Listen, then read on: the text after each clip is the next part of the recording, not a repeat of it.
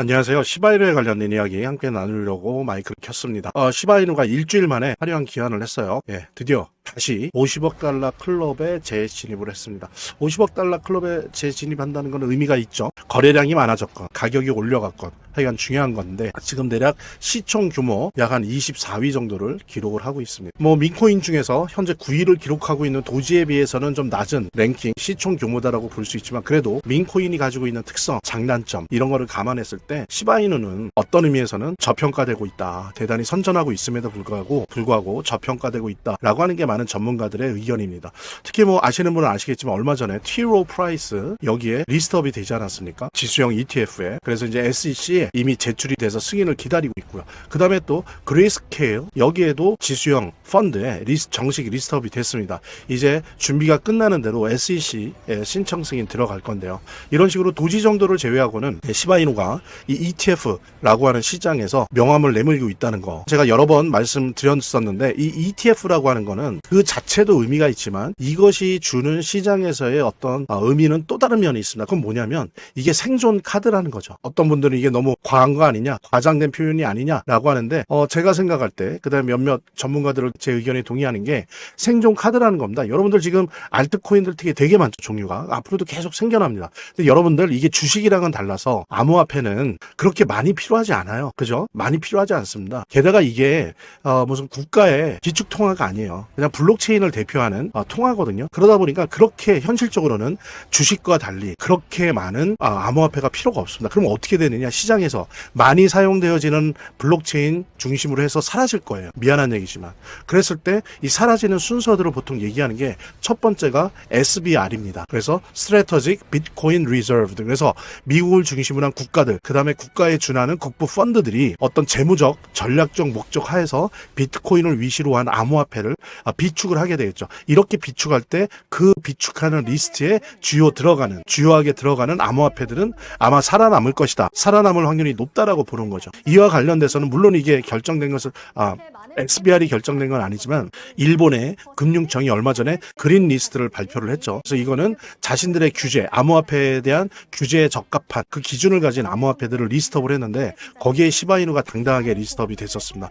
비트코인, 이더리움 등등과 어깨를 나란히 하면서 도지코인과도 어깨를 나란히 하면서 리스트업 됐었는데요. 이런 식으로 어쨌든 국가나 국부 펀드가 비축하려고 하는 암호화폐 리스트에 들어가는 거. 그 다음에 이제 두 번째가 뭐냐면 ETF에 들어가느냐 안 들어가느냐, ETF에 리스트업이 돼 있느냐 안 돼 있느냐가 중요한 겁니다. 국가나 국부펀드 다음에 뭡니까? 기관이나 기업이 원하는 암호화폐라는 의미인 거죠. ETF는. 그랬을 때 ETF에 리스트업이 된다면 적어도 그 이후에 또 어떠한 등하락을 맞을진 모르겠으나 최소한 시장에서 생존할 수 있는 그런 암호화폐다라고 하는 표식이 될 수 있다는 거죠. 그런 의미에서 지금 시바이누가 T. Rowe Price에 정식으로 리스트업돼서 SEC에 제출이 되었고 승인 요청 제출이 되었고 그 다음에 그레이스케일이 만들려고 하는 지수형 ETF에서도 당연히 정식으로 리스트업이 됐다는 부분들은 적어도 시바이누가 그 수많은 알트코인들, 그 수많은 민코인들과 달리 생존할 수 있다. 생존의 가능성을 90 이상 부여받고 있다는 측면에서는 우리 시바이누 홀더분들, 그 다음에 시바이누의 투자에 대해서 관심을 갖고 있는 분들한테 이렇게 좋은 신호는 없다는 거죠. 그래서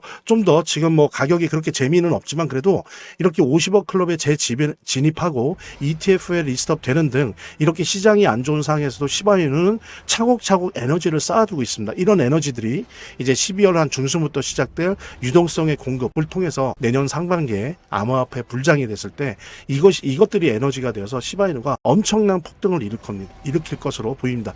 지금 모두들 얘기하는 게 이번 조정장이 어떤 조정장보다도 가혹하고 길다라고 얘기하지 않습니까? 알고 있는 게 조정장이 가혹하고 길수록 불장은 더 폭발적이었다라고 하는 걸 알 수 있어요. 그랬을 때 시바이누가 얼마나 폭등을 할지 진짜 플라이 투 더 문을 할 수 있다는 거 여러분들 인지하시고 당연하시겠지만 시바이누 꼭 던지지 마시고 꼭 쥐고 계시고요. 또 여유가 있으시다면 지금 가격 나쁜 편 아니니까 추가 매수해도 좋습니다. 빚내서 하시란 말은 아니고요. 그런 내용들 같이 나누면서 우리 재단에 관련된 이야기 나누도록 하겠습니다. 차트를 제대로 보는 것도 중요하고 또 거시경제 상황들을 보는 것도 중요하고 매우 중요하지만 결국에는 사실은 이 모든 거를 무시하더라도 재단이 어떻게 하느냐가 사실은 이 암호화폐의 성패를 좌우하는 가장 큰 요소라고 하는 거를 우리가 모두 다 느낄 수 있는 거거든요. 그래서 제가 좀 과장을 하면 오히려 암호화폐를 통해서 돈을 제대로 버는 사람들은 물론 차트도 보고 거시경제도 보고 하지만 가장 1차적으로 핵심적으로 보는 게 그 암호화폐를 발행한, 제작하고 있는, 공급하고 있는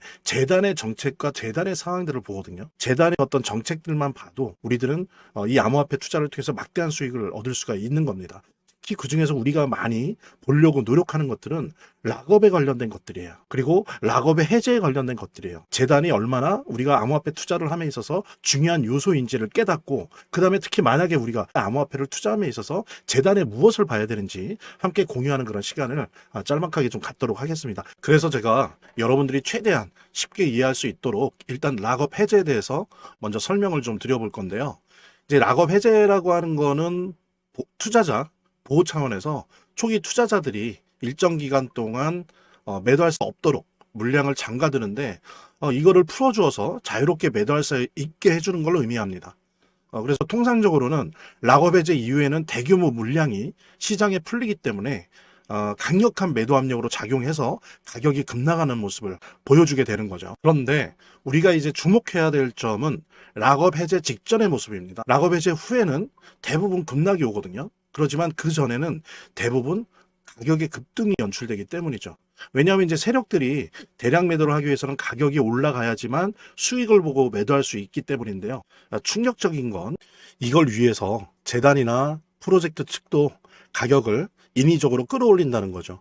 실제로 리플이죠. 리플의 CEO 갈링하우스 같은 경우에는 이 락업 해제 전에 가격을 뻥튀기 시키기 위한 그 시세 조작을 한 적이 있었고, 이게 발각이 된 적이 있습니다. 물론 본인은 이에 대해서 극구 부인을 했지만 모든 정황을 볼 때 사실은 이미 알 사람은 다 알고 있는 거죠. 그러니까 이런 일을 하는 이유는 초기 투자자들 때문이에요. 이 초기 투자자들에게 수익을 줘야지, 어떤 보상 개념의 수익을 줘야 추가적인 투자 유치를 할 수 있는 거죠. 그 초기 투자자들 뿐만이 아니라 그 외에 2차, 3차 투자자들을 모집하기 위해서는 이런 초기에 부풀리기, 뻥튀기가 필요한 겁니다. 예.